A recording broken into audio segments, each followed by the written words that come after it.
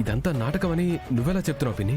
నేను కాదు, దీనికి పిచ్చి లేదు, అలా నటించింది అని ఈ విశాలే చెప్పాడు.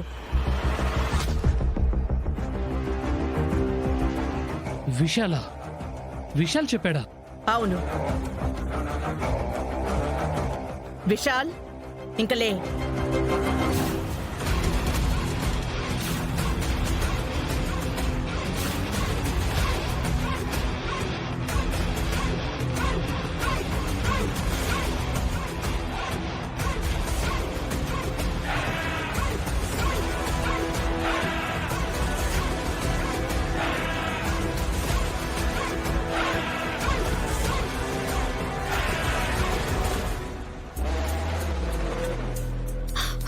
ఓర్ దేవుడు, ఇదే మాయా?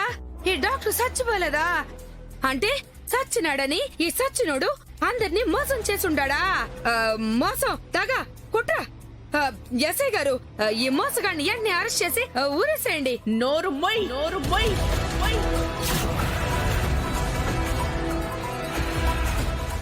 మోసం ఎవరు చేశారు, కుట్ర ఎవరు పన్నారు?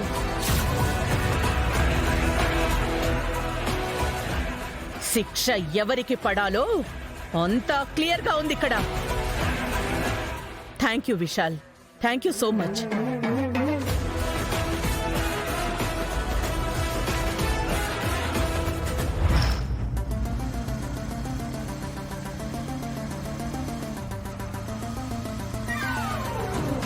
ఇదేంటి అచ్చు విశాల్లా ఉన్నాడే?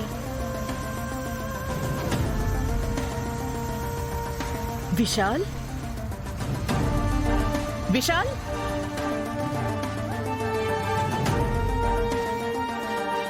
ఆనంద గారు, మీరిక్కడ?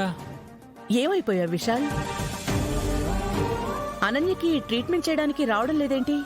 సడన్ గా మాయమైపోయావు, ఏమైంది? సడన్ గా మాయమవ్వడం కాదండి, యాక్చువల్గా ఈ పాటికి నేను ఎప్పుడో చచ్చిపోయి ఉండాలి. రాత బాగుండి మళ్ళీ మీకు ఇలా కనిపించా. ఏంటి విశాల్ నువ్వు అనేది? అవునానంద గారు, అనన్య, కాంచన గారు కలిసి నన్ను చంపాలని చూశారు.